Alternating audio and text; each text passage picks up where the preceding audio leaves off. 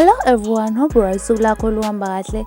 Sonke siyazi-ke ukuthi omunye wabaculi bamaskandi owaziwa ngokuthi uDlubheke uboshiwe eboshelwa amacala angacacile kahle. Sike sabika-ke phambilini ngokuboshwa kwakhe kuyo le channel.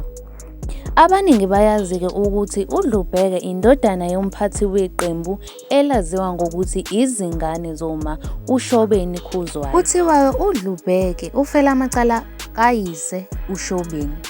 Ubaba kaDlubheke-ke banako ukungazwani nomndeni wakwaSithole khona eNquthu ngoba uDlubheke uboshelwa ukubulala bona abantu bakulo mndeni wakwaSithole.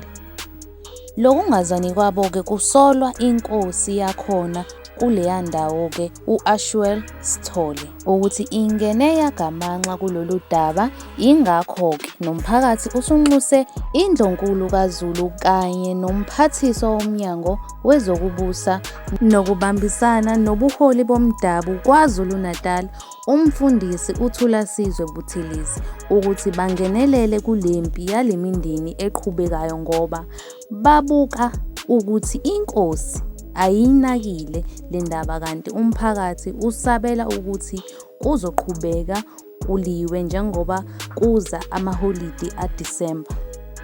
Asithembeke ukuthi bazongenelela-ke abacelwa ukuthi bangenelele ukuze kuzokhululeka nalomculi kamaskandi uDlubheke ukuze ezoqhubeka asijabulise ngomculo wakhe wamaskandi omnandi. But anyways-ke siyivala la ivideo namhlanje siyibeka unqi.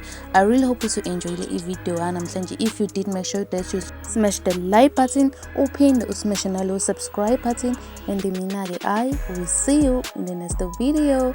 Bye.